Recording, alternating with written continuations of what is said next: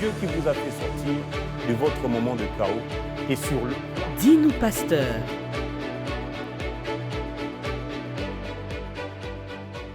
Bonjour, shalom chez vous. Ici, c'est David Junior Diambanza. Je suis l'un des pasteurs à l'église Fille la Cité d'Exaucement.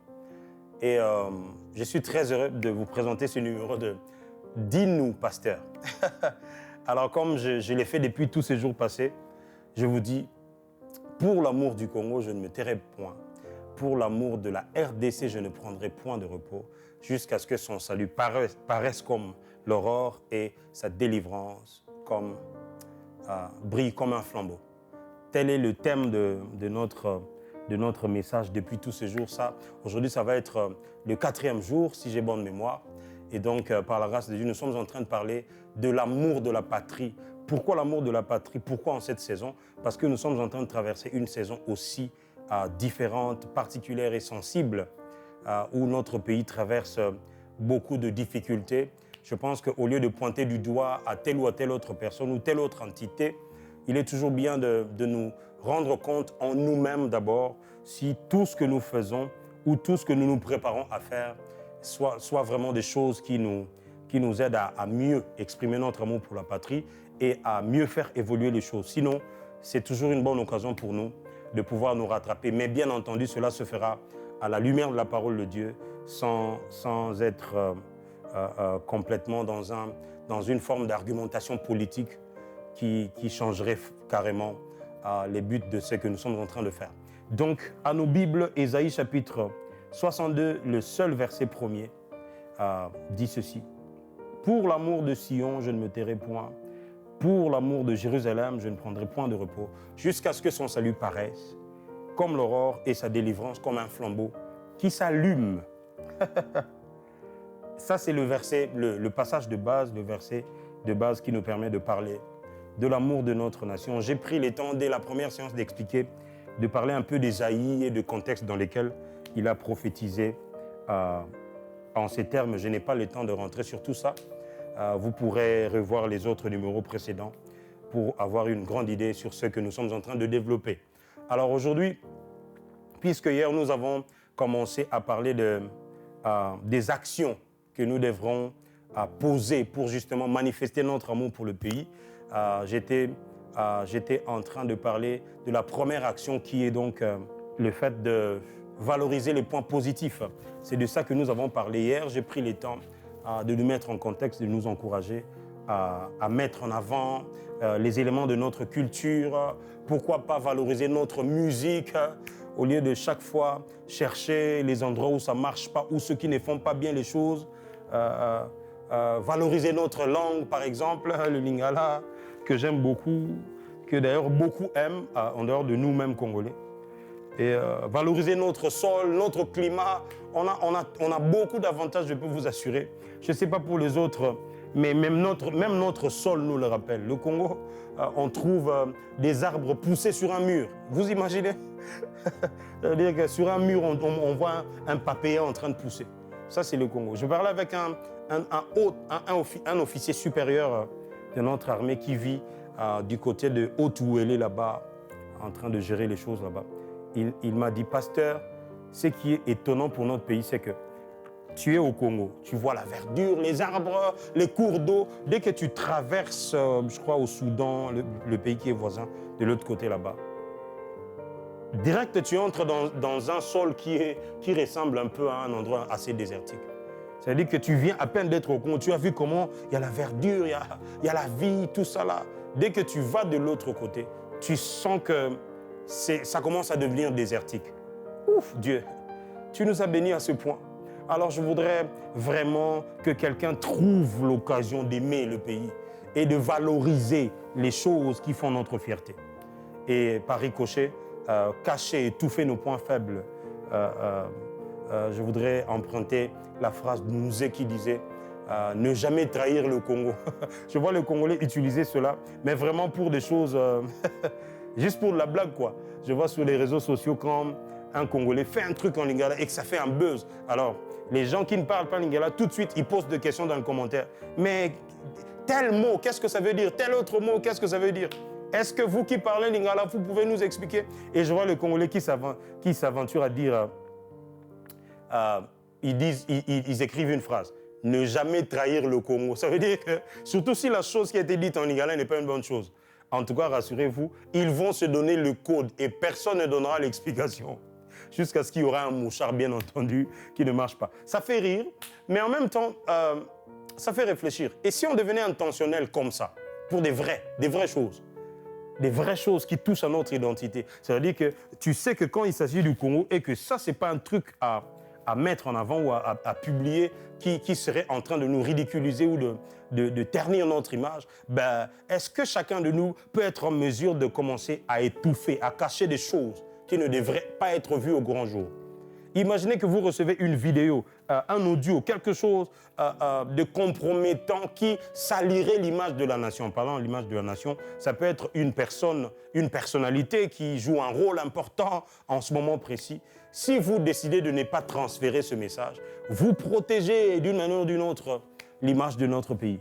Et ça, c'est l'une des premières actions que nous devons commencer à pratiquer, valoriser nos points forts et étouffer et cacher nos points faibles. Deuxième des actions à faire, c'est respecter nos institutions et nos autorités. Est-ce qu'on le fait parce qu'ils méritent forcément le respect?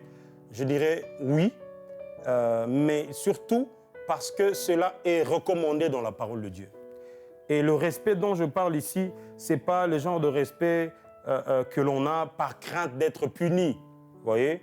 L'apôtre Paul le dit si bien quand il demande à ce qu'on puisse respecter les juges et même le craindre. Il dit, si tu commences à craindre le juge, ça veut dire que tu es dans la faute. Tu es déjà tombé dans une bavure et tu sais que ça peut te coûter cher. C'est pour ça que tu le crains. Mais en temps normal, quand tu fais des choses normalement, tu ne devrais pas le craindre parce qu'il est un serviteur de Dieu et il sert du côté de la droiture et de la justice. Ça, c'est des choses qu'on devrait encore vérifier si ça marche encore comme ça. Mais aujourd'hui, je suis venu nous encourager à pouvoir respecter nos institutions ainsi que nos autorités. Vraiment, en commençant par les plus basiques jusqu'aux plus élevés.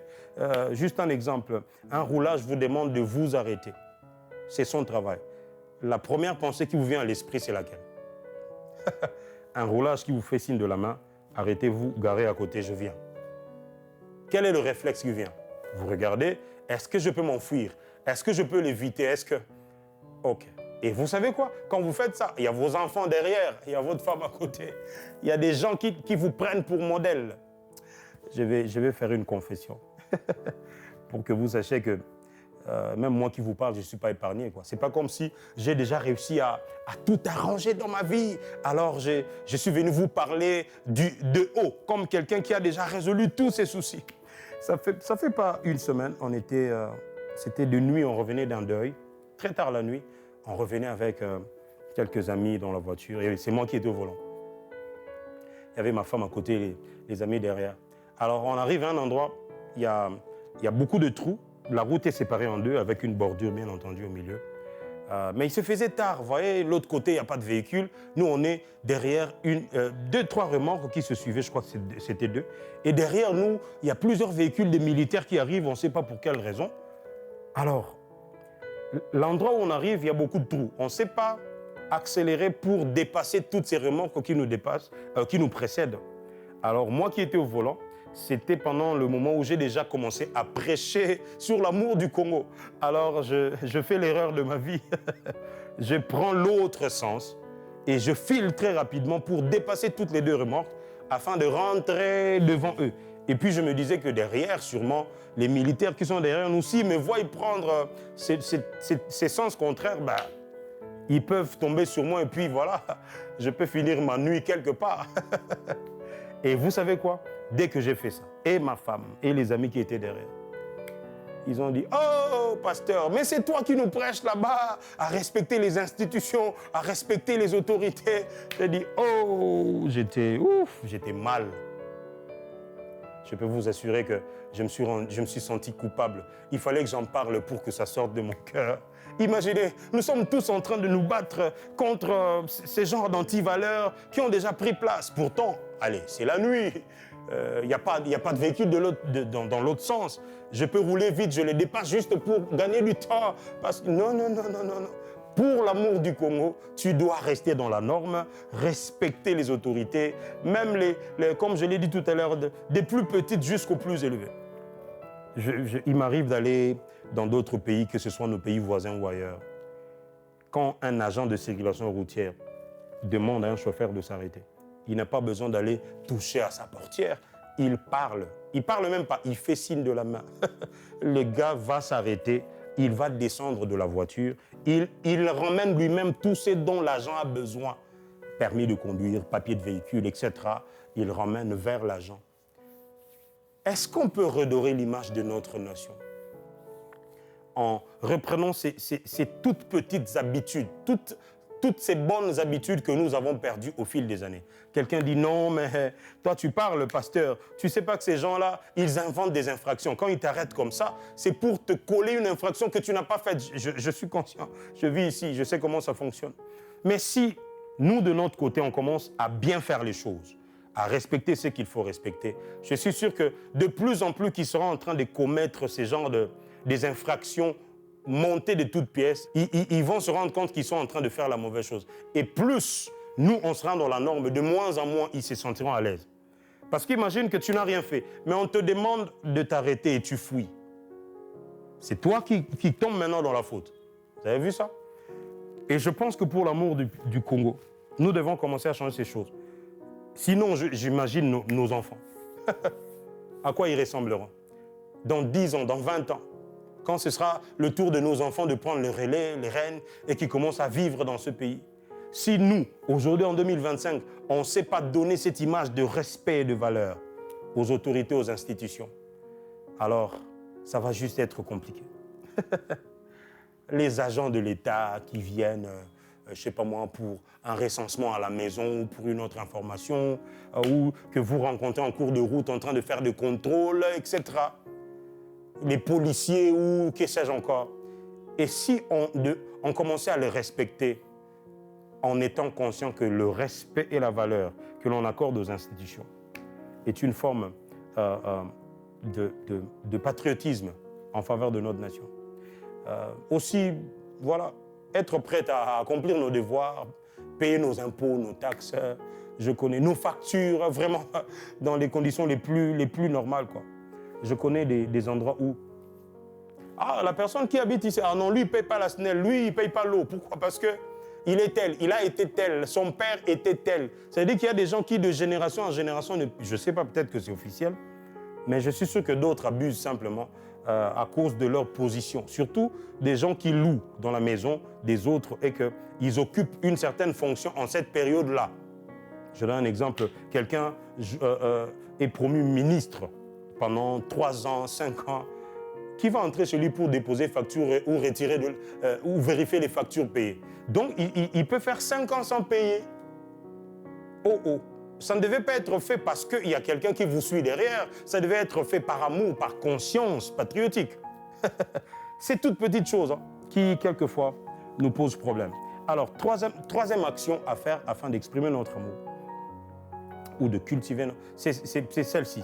Cette action, c'est cultiver et communiquer l'amour de la patrie. Troisième action, cultiver et communiquer l'amour de la patrie. Comment on cultive quelque chose? Quand on fait la culture de quelque chose, on passe du temps autour. Je donne un exemple, si c'est la culture de quelque chose dans l'agriculture, par exemple, la culture de riz ou je ne sais pas moi, de quelque chose d'autre, des tomates ou des légumes ou de quoi. Quelle que soit la chose que vous cultivez, le premier réflexe, c'est si c'est quelque chose qui grandit avec de l'arrosage, donc vous vous rassurez que c'est arrosé chaque fois. C'est pour ça que quand quand la Bible dit Dieu a placé Adam dans le jardin d'Éden afin qu'il les cultive et qu'il les garde, il était vraiment obligé de chaque fois arroser s'il le faut, suivre, faire des petits travaux qui permettent à ce que les choses évoluent et grandissent. C'est ça cultiver. Alors, quand on doit cultiver l'amour pour la nation, on doit arroser les choses qui font grandir l'amour dans les cœurs des patriotes. Alors, pour ce cas échéant, vous êtes parents, parlez de la nation à vos enfants. Dites-leur, parlez-leur de notre histoire, parlez-leur de nos héros, Dites-leur qu'il y avait eu un certain Lumumba. Quand vous passez là-bas, là où il y a la statue de Lumumba, dites-leur c'était qui Lumumba, pourquoi il a été tué, ça s'est passé dans quelles conditions. Renseignez-vous, donnez une version officielle qui permettra aux enfants d'avoir un regard différent par rapport à nos héros. Parlez-leur de Musée Laurent Désiré Kabila. Parlez-leur de notre histoire. Dites-leur que notre superficie, c'est 2 345 000 km² et que si quelqu'un un jour s'aventurait à prendre un seul centimètre, ils sauront qu'on nous a enlevé 1 centimètre sur les 2 345 000 km². Si 1 centimètre s'enlève, ça va changer le chiffre. Donc, ils sauront comment se battre pour récupérer ce petit centimètre. Et pour arriver à porter la nation de cette manière, il faut qu'il y ait des gens qui communiquent cet amour. Moïse a grandi dans la maison de Pharaon. Il n'était pas égyptien, il était hébreu. Mais Dieu a fait en sorte que dans sa providence, ils grandissent dans la maison du roi, du peuple qui les opprime. Mais regardez, la Bible dit quand Moïse est devenu grand, il a refusé d'être appelé fils de la fille de Pharaon. Vous voyez ça? Pourquoi? Parce que pendant qu'il était en train d'être allaité, pendant qu'il passait les premières années auprès de sa mère, on lui a appris l'amour, l'attachement à son peuple. Je vous ai dit que la nation représentait le peuple qui compose un pays. Ça veut dire qu'on peut être une nation, mais on ne vit pas dans notre terre. Mais ça reste des Juifs. Vous avez vu ça? Et vous pouvez être des Congolais ne vivant pas au Congo. Transmettez les valeurs patriotiques à vos enfants, même si vous n'êtes pas sur place ici, au Congo, comme nous, on l'est en ce moment. Et c'est comme ça que les générations qui vont venir vont prendre aussi le goût de porter la nation dans le cœur. Écoutez cette phrase. La révolution vient avec l'information. Elle éclaire les esprits, renverse les tyrannies, et ouvre les portes à un avenir de progrès et de justice. C'est une citation, vous pouvez le trouver sur Internet. Je n'ai pas plagié, je n'ai juste pas eu l'occasion de trouver l'auteur exact. Vous pourrez faire vos recherches, ce n'est pas de moi, donc ça ne posera aucun problème. La révolution vient avec l'information. Si vous leur dites des choses qu'ils doivent savoir, même si aujourd'hui on n'est pas encore capable de nous sortir de tous les jours qu'on nous impose, demain ou après-demain, eh bien, ils sauront qu'ils doivent réclamer des choses parce qu'on leur a dit que ça nous appartenait. Ils vont se mettre à se battre pour ce qui est à nous. Si on ne leur dit rien, nos enfants ne sauront pas pourquoi on doit se battre pour garder telle ou telle autre chose. Si on ne leur dit pas que la nation, on la chérit, la patrie, on l'aime, on la porte dans le cœur, eh bien, demain, on aura une affaire à des gens qui tous rêveraient aller vivre ailleurs. Aujourd'hui, je sais que le rêve de tout Congolais, pas tout Congolais, beaucoup, c'est aller vivre ailleurs. Les gens jurent au nom de sortir du pays. Ah, moi vraiment, si à la première occasion, je sors, je ne reviens plus. Il y a même quelqu'un qui disait, pour faire rire, il y a même des gens qui veulent aller vivre en Albanie. Ça veut dire qu'on ne veut tellement pas du Congo que même l'Albanie, ça ferait l'affaire. Et on lui pose la question, c'est comment on appelle les habitants de l'Albanie où tu vas aller vivre? Il dit les albinos, imaginez. Ça, c'est juste pour rire. Mais les amis, nous devons cultiver, poser les actes qui font grandir l'amour de la patrie dans nos cœurs. Alors, ça va être intéressant, même pour les générations qui vont venir, de savoir qu'on cultive l'amour et on leur communique cet amour de la patrie. Or, je vous ai dit tout à l'heure que la patrie a trait avec notre terre natale, avec nos origines, et ça a une connotation très forte en termes d'émotion et de culture. Mais quand je parle de communiquer l'amour de la patrie, je parle du fait qu'on ne peut pas aimer la patrie sans aimer les patriotes. Ce qui fait qu'en aimant le Congo, on aime le Congolais, sans exception aucune. Alors, chers parents que nous sommes, communiquons l'amour de la patrie. Parlons-leur de notre histoire. Racontons-leur au sujet de nos héros. Avant qu'ils apprennent au sujet de Nelson Mandela, de Jacques Chirac et de Thomas Sankara, parlez-leur de nos héros à nous, qui ont fait des choses pour nous, qui se sont battus bec et ongle jusqu'à ce qu'ils ont même, plusieurs ont perdu leur vie. Parlez-leur de nos héros qui ont versé de leur sang. Parlez-leur de nos soldats qui sont là-bas au front en train de se battre nuit et jour. Apprenez-leur à aimer ceux qui font avancer positivement les choses. Quatrième action, c'est protéger et garder notre environnement. J'allais rajouter propre. Ça, c'est vraiment environnement physique, la gestion des déchets, la gestion des poubelles. Ouf! Ça, c'est vraiment quelque chose que nous avons beaucoup perdu. Et je prie que Dieu puisse nous aider. À l'époque, à l'école, on apprenait ces choses, voilà, la propreté, l'hygiène. Je ne sais pas aujourd'hui qu'est-ce qu'on apprend à l'école et quelles en sont les répercussions dans la vie de tous les jours. Parce que même les élèves, les étudiants, ceux qui étaient censés être des modèles dans la société, l'élite de demain, les gens sur qui on devrait se référer, même eux, ils ont perdu ces réflexes de propreté, ces petits réflexes, mais je sais qu'il y a toujours un reste qui font les choses différemment. Vous avez fini de prendre votre eau avec une bouteille en plastique, ne la jetez pas, gardez ça quelque part dans votre sac jusqu'à ce que vous arriverez à un endroit où il y aura une poubelle et vous allez la déposer. Ces derniers temps, je suis tellement devenu observateur que chaque bouteille que l'on jette sur la route me déchire le cœur. Je dis, oh, c'est parti, c'est plastique, c'est pour 100 ans. Quand ça va rentrer dans les eaux, quand ça va rentrer sous le sol, ça va prendre plus de 100 ans pour se décomposer. Et en ce moment-là, quel degré de pollution des eaux et quel environnement laisserons-nous à nos enfants dans les jours qui vont venir?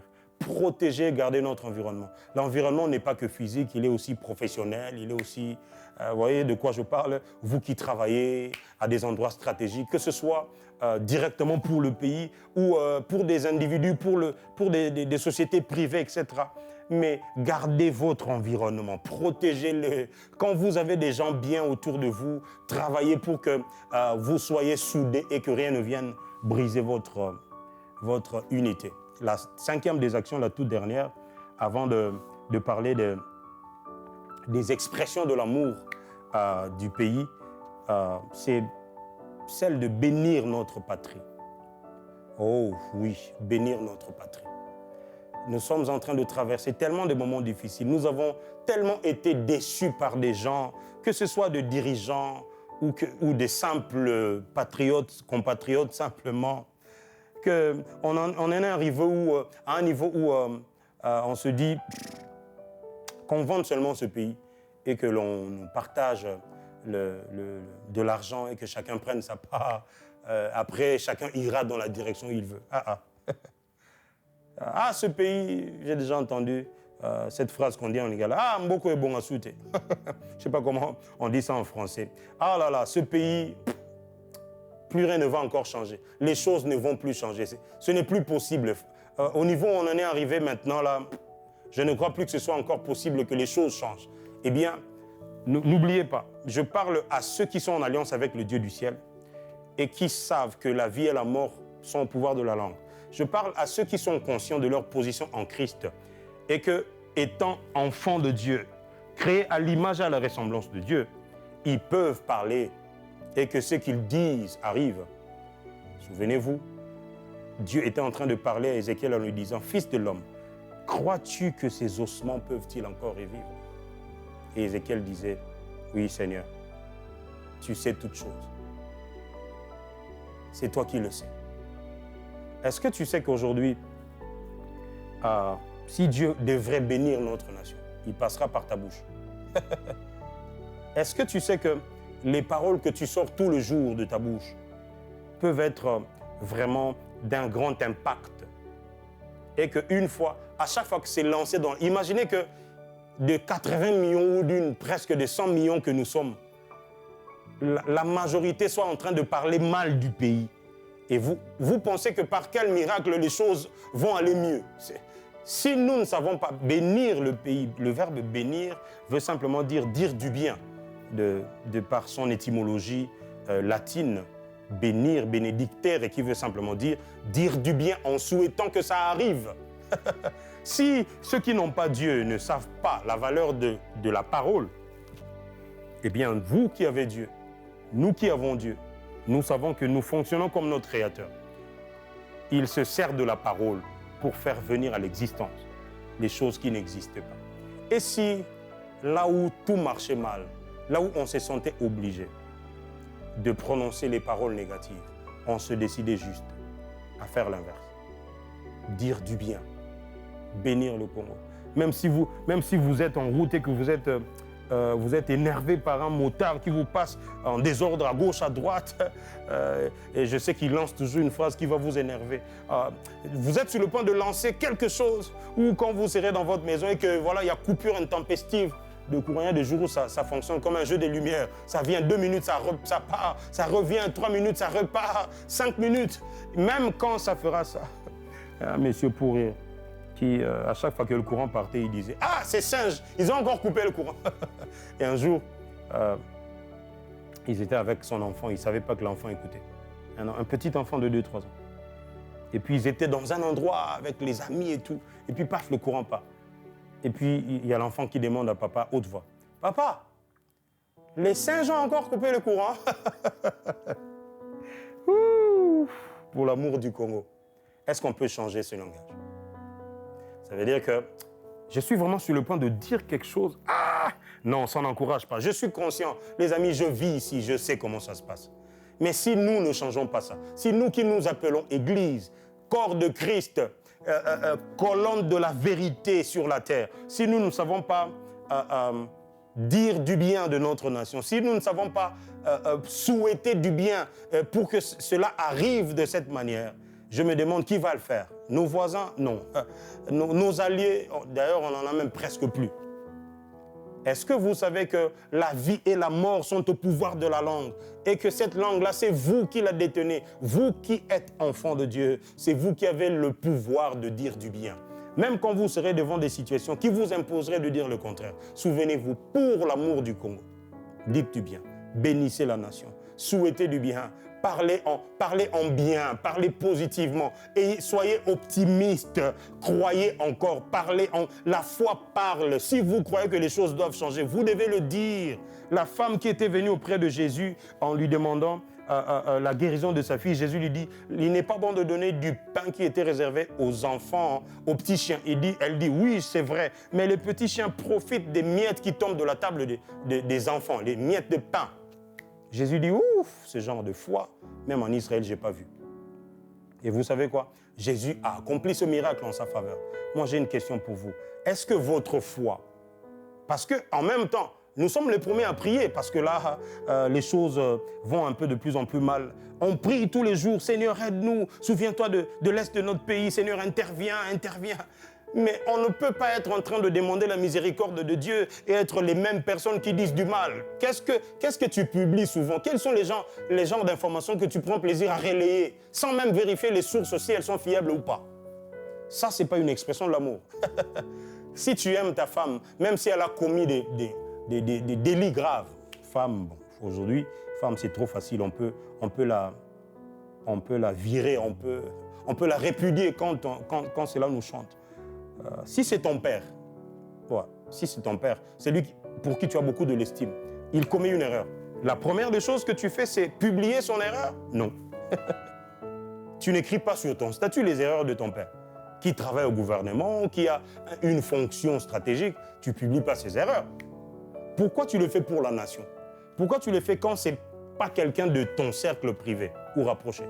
C'est parce que nous n'aimons pas la nation.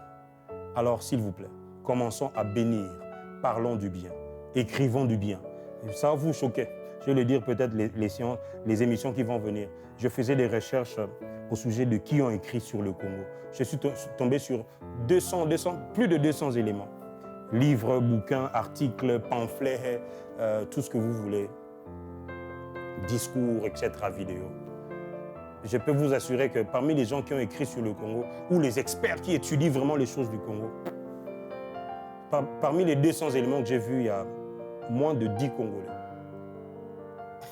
Vous savez, en ce moment-là, nous, on fait quoi? Nous, on est en train de chercher les informations sur la vie personnelle des gens. Alors, qui a fait quoi? Qui est parti où? Qui a laissé quoi à qui? Qui a fait ceci? Qui est le premier à avoir fait ceci? Oh, j'étais étonné, on parlait tout à l'heure avec les amis qui sont en train de travailler ici. Ils m'ont dit, il y a tel monsieur qui a dit, il sera le premier à avoir fait ceci dans telle salle, livré tel... J'ai dit, oh, on est encore à ce niveau-là aujourd'hui de savoir qui est le premier à avoir fait ceci. Un peu comme on nous a imposé Diego Cao qui a découvert l'embouchure du fleuve Congo. Ça veut dire que l'embouchure existait toujours là. Diego Cao est venu du Portugal jusqu'à l'embouchure et il a découvert. Vous ne voyez pas qu'on doit écrire notre propre histoire? Si vous attendez seulement que le Congo porte l'image que les autres veulent lui donner, franchement, on est mal barré. Ça veut dire que cette embouchure-là a apparu le jour où Diego Kao est arrivé, où elle a toujours existé. Et les gens qui vivaient là-bas, c'est peut-être quoi? Le nom qui manquait pour donner à l'endroit. Mais il y a des gens qui vivaient là, à Banana, à Mwanda. Moi, j'ai déjà été là-bas. Nos pères, nos ancêtres, ils vivaient là-bas. Ils voyaient là où le fleuve entre dans l'océan. Comment est-ce que quelqu'un viendrait du Portugal pour venir découvrir quelque chose que nous, on vit tous les jours? Et vous savez quoi? Un jour, on vous donnera aussi un autre nom de quelque chose que vous connaissez. Et quand on va donner à cela un nom différent, vous vous rendrez compte que c'est eux qui écrivent l'histoire à notre place. Nous, en ce moment-là, on est en train de s'insulter entre nous. On veut savoir qui a donné une prophétie qui était authentique. On veut savoir qui a dit quelque chose qui était vrai sur la nation qui a réussi. On veut savoir qui a été reçu par le chef. On veut savoir qui va trouver grâce à ceci. Oh, oh, oh, oh, oh, pour l'amour du Congo, faisons les choses différemment. Laissez-moi juste prier. Père, merci. Merci de tout cœur. Nos cœurs brûlent vraiment de cette flamme, de vouloir changer les choses. Nous prions pour que tu nous aides à bénir notre nation. Peu importe ce que nous vivons, à la bénir et à la bénir vraiment comme il se doit, du fond de notre cœur. Si nous croyons, si nous prions pour que les choses changent, nous devons avoir un langage qui va dans la direction de notre foi. On ne peut pas prier une chose et dans le quotidien déclarer autre chose. Je prie pour que tu synchronises nos paroles, nos actions à la foi que nous confessons à l'égard du Dieu en qui nous avons cru. Bénis ton peuple. Bénis la RDC. Au nom de Jésus. Amen. Dieu vous bénisse.